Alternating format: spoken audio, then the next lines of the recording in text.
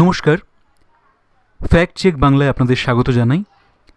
প্রথমেই আমরা জেনে নেব ভারতের যেসব জ্যোতিষীগণ আগেও অনেক ভবিষ্যৎবাণী করেছেন যেগুলো সত্যি হয়েছে এবং এখনও করছেন, এবং তারা কি বলছেন ভারতের ভবিষ্যৎ সম্পর্কে। বলুন। ভারত সম্পর্কিত বেশ কিছু জ্যোতিষশাস্ত্রীয় আর আধ্যাত্মিক ভবিষ্যৎবাণী নিয়ে আজকে আমরা একটু আলোচনা করব। হ্যাঁ, অনেকগুলো উৎস থেকেই তো তথ্য উঠে এসেছে। ঠিক, আমাদের হাতে দেখুন স্বামী বিবেকানন্দ থেকে শুরু করে নস্ট্রাদামুসের ব্যাখ্যাও আছে, আবার পণ্ডিত সঞ্জয় রাঠোর, ডক্টর নারায়ণ দত্ত শ্রীমালী, সত্যসাই বাবা। হ্যাঁ, আর এখনকার সময়ের কুশল কুমার, মনিজা আহুজা, রোহিত আনন্দ, কসমিক ইন্দ্রাণী, স্বামী যোগেশ্বরানন্দ গিরি, ডক্টর অরবিন্দ আচার্য, অনেকেই আছেন। তো আমাদের আজকের লক্ষ্যটা হলো এই যে বিভিন্ন উৎস, এখান থেকে মূল ধারণাগুলো একটু বোঝার চেষ্টা করা। ঠিক, বিশেষ করে ভারতের ভবিষ্যৎ পথটা কেমন হতে পারে, আর এই ২০২৫ সাল এটাকে ঘিরে ঠিক কী বলা হচ্ছে সেটাই মূল ফোকাস। একদম। একটা প্রশ্ন তো প্রায়ই শোনা যায়, ভারত কি সত্যিই বিশ্বগুরু হওয়ার দিকে এগোচ্ছে? হ্যাঁ, এই ধারণাটা নিয়েই তো নানা কথা, আর এর সাথে প্রযুক্তি আর আধ্যাত্মিকতার মেলবন্ধনের যে একটা প্রসঙ্গ আসে, সেটা কতটা বাস্তবসম্মত? সেটাই, বিভিন্ন উৎসে এই বিষয়গুলো নিয়েই নানা রকম ইঙ্গিত পাওয়া যায়। যদি একেবারে গোড়া থেকে দেখি, স্বামী বিবেকানন্দের কথাটা তো খুব বিখ্যাত, তাই না?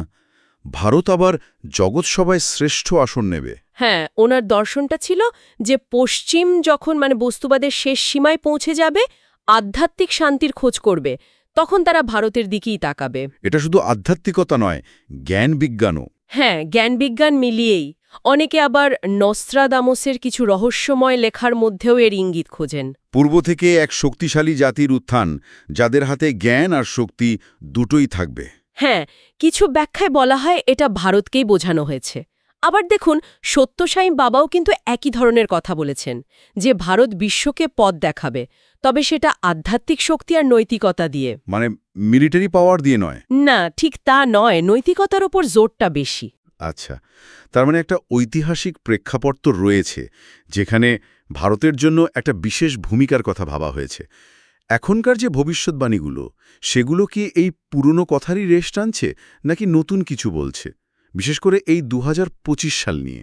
দেখুন, বেশ কিছু আধুনিক জ্যোতিষী বা আধ্যাত্মিক ব্যক্তিত্ব কিন্তু ২০২৫ সালটাকে একটা খুব গুরুত্বপূর্ণ সময় হিসেবে দেখছেন।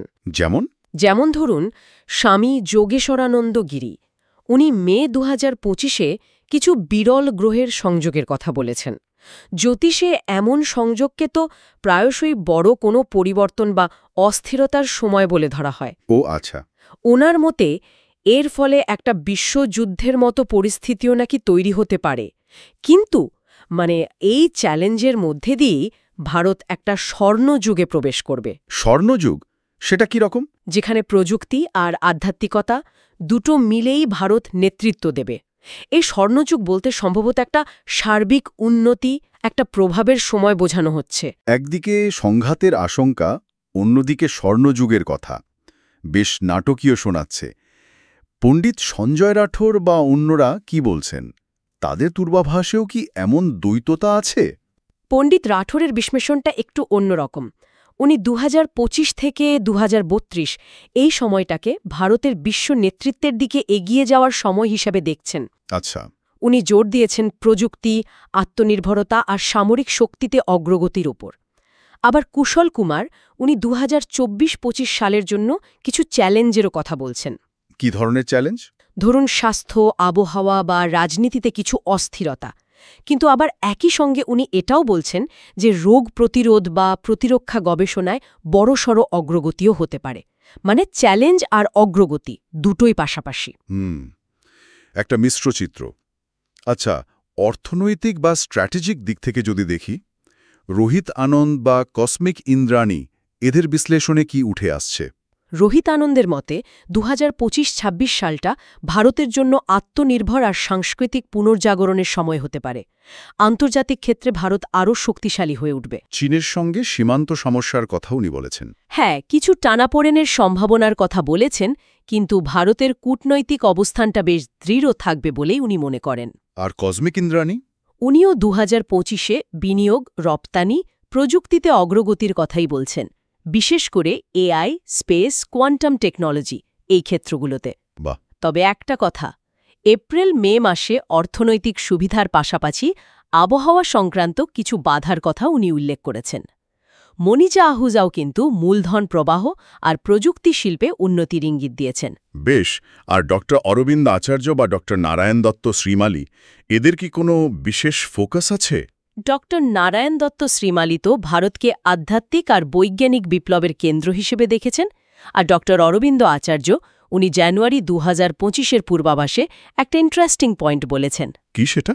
যে ভারতীয় সেনাবাহিনী নতুন কৌশল আর কোয়ান্টাম প্রযুক্তির ব্যবহার শুরু করতে পারে। ওহ, এটা তো বেশ নির্দিষ্ট। হ্যাঁ, উনি এও বলেছেন যে এই সময়ে একটা নতুন রাজনৈতিক তরঙ্গ তৈরি হতে পারে, যেটা 2029 সালের নির্বাচনে প্রভাব ফেলবে, আর ওনার মতে ভারত হয়ে উঠবে গ্লোবাল ধর্মহাব। গ্লোবাল ধর্ম হাব মানে বিশ্বজুড়ে আধ্যাত্মিক বা নৈতিক দিশা দেখানোর কেন্দ্র। সম্ভবত সেটাই বোঝাতে চেয়েছেন। তাহলে সব মিলিয়ে যদি দেখি 2025 আর তার পরের সময়টার জন্য একটা বেশ জটিল ছবি উঠে আসছে, তাই না? হ্যাঁ, ঠিক। একদিকে প্রযুক্তি, অর্থনীতি, সামরিক শক্তি, এগুলোতে উত্থান, আন্তর্জাতিক প্রভাব বাড়ছে, আধ্যাত্মিক নেতৃত্বের কথাও আসছে, যেটাকে হয়তো ওই বিশ্বগুরু হওয়ার পথে যাত্রা বলা যায়। আবার অন্যদিকে কিছু চ্যালেঞ্জও থাকছে, সম্ভাব্য সীমান্ত উত্তেজনা বা ধরুন অভ্যন্তরীণ রাজনৈতিক কিছু পরিবর্তন, সেগুলোরও ইঙ্গিত আছে। একদম। সারসংক্ষেপে এটাই দাঁড়ায়, নিরাপত্তা ক্ষেত্রে হয়তো একটু সতর্কতা দরকার হবে, কিন্তু প্রতিরক্ষা ব্যবস্থা মজবুত থাকবে বলেই মনে হচ্ছে। অর্থনীতি এগোবে মূলত প্রযুক্তি, রপ্তানি আর দেশীয় উৎপাদনের ওপর ভর করে। আর বিজ্ঞান ও প্রযুক্তিতে, বিশেষ করে কোয়ান্টাম, স্পেস, এআইতে ভারত বিশ্বমঞ্চে একটা বড় জায়গা করে নিতে পারে। আর আধ্যাত্মিকভাবে ভারতের পথপ্রদর্শক হওয়ার সম্ভাবনাটাও বেশ জোরালো হচ্ছে। রাজনীতিতে নতুন কোনো সমীকরণ বা নেতৃত্বের উত্থানও হতে পারে। এই যে এতগুলো উৎস থেকে আমরা তথ্য পেলাম, কিছু প্রাচীন দর্শন, কিছু আধুনিক জ্যোতিষ গণনা, সব মিলিয়ে ভারতের ভবিষ্যৎ নিয়ে একটা মিশ্র কিন্তু বেশ আশাবাদী সুরি তো লাগছে। হ্যাঁ, আশাবাদী তো বটেই। মনে হচ্ছে 2025 সালটা সত্যি একটা গুরুত্বপূর্ণ মোড় হতে পারে। হ্যাঁ, তবে একটা কথা মনে রাখা দরকার, এগুলো সবই কিন্তু বিভিন্ন উৎসের বিশ্লেষণ আর পূর্বাভাস। সত্যিটা কি হবে সেটা তো সময়ই বলবে। অবশ্যই। ভবিষ্যতের কোনো গভীর ইঙ্গিত লুকিয়ে আছে? এই প্রশ্নটা বোধহয় থেকেই যায়। এটা একটা ভাবার মতো বিষয়।